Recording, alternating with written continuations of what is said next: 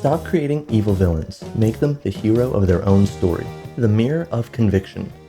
The most dangerous person in the room isn't the one who loves doing evil stuff. It's the one who's convinced that they are doing the right thing. Stop asking, how do I make them more wicked or more scary? And start asking, what do they want so badly that they're willing to burn the world to get it? A compelling villain is adamant about their goal. Their actions aren't bad to them.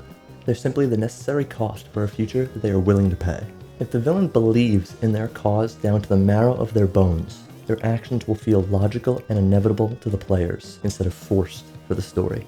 Humanizing the monster. You don't need a 20-page sob story to make a villain deep. You just need them to be human or human adjacent in order to make them feel real. Because our players are human. We are trying to tailor the story to them, to the people consuming our story.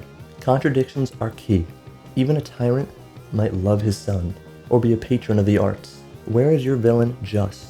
Where does he follow his own code that, no matter how warped, makes sense to him? The black character fallacy.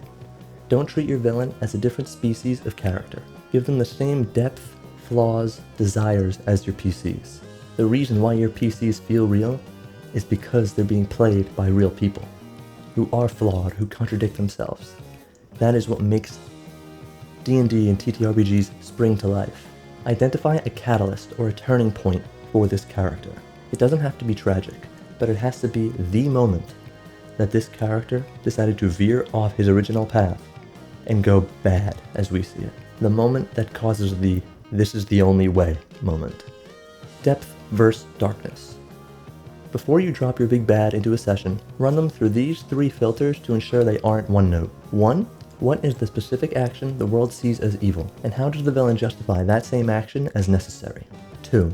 What happened to them that made this extreme path seem like the only option, or the logical choice? 3.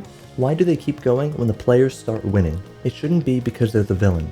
It should be because their goal is too important to abandon. The goal?